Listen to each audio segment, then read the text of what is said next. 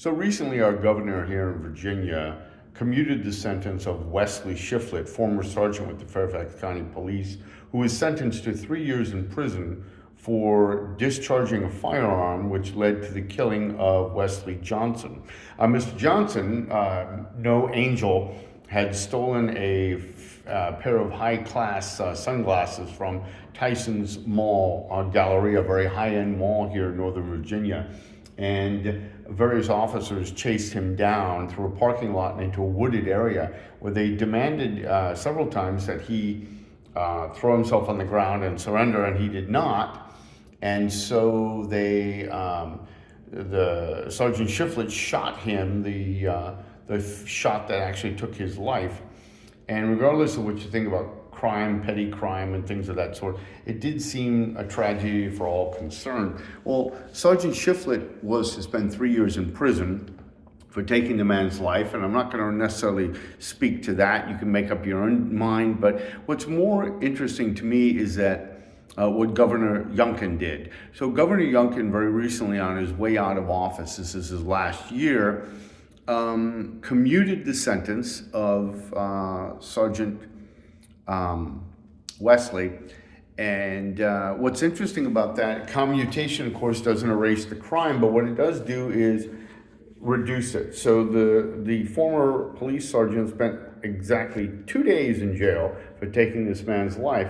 And as our governor said, and this is really the key to this short video, it was unfair and unjust. It was too long of a sentence, and it was just out of proportion to the crime. And yet, even if you can get past taking a man's life for stealing a pair of sunglasses, if indeed that's what happened, because Mr. Johnson never went to trial because he was too dead to show up. Regardless of what you think about that, what's interesting about it is that the commutation was lightning fast and had to do with the crime out of proportion, or the sentence out of proportion to the crime.